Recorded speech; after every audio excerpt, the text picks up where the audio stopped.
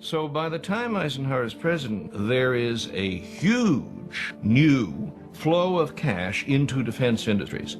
He was the first to acknowledge that a permanent military establishment would be required during this period, but that unless we could find some kind of breakthrough, that in fact it would end up creating a terrible cost. The cost of one modern heavy bomber is this: a modern brick school in more than 30 cities. It is 2 electric power plants, each serving a town of 60,000 population. It is 2 fine, fully equipped hospitals. We pay for a single fighter plane with 500,000 bushels of wheat. We pay for a single destroyer with new homes that could have housed more than 8,000 people. This is not a way of life at all, in any true sense. Under the cloud of threatening war, it is humanity hanging from a cross of iron.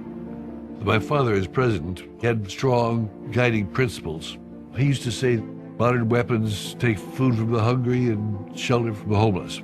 And so he was fighting with the Pentagon all the time for asking for too much and Congress for giving it to him. I don't believe we should pay 1 cent for defense more than we have to. Well, Eisenhower saw us starting to build program after program that was just out of control. And his own ability to shape national security policy was being hemmed in by these forces he couldn't control, and he was the president.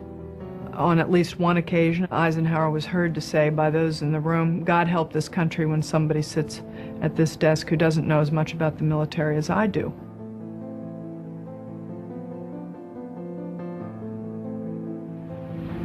My fellow Americans, this evening I come to you with a message of leave-taking and farewell, and to share a few final thoughts with you, my countrymen.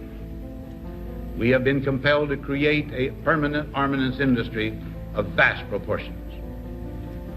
3.5 million men and women are directly engaged in the defense establishment. The total influence, economic, political, even spiritual, is felt in every city, every state house, every office of the federal government. We recognize the imperative need for this development, yet we must not fail to comprehend its grave implications. In the councils of government, we must guard against the acquisition of unwarranted influence, whether sought or unsought, by the military-industrial complex. The potential for the disastrous rise of misplaced power exists and will persist.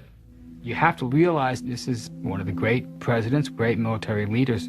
On his way out the door, at the end of his second term, he says, by the way, watch out for the military-industrial complex. People know that he invented the phrase military-industrial complex, but very rarely do you see the whole thing and realize how utterly strident his warning was. I think it's one of the most profound statements ever made by an American president. We must never let the weight of this combination endanger our liberties or democratic processes.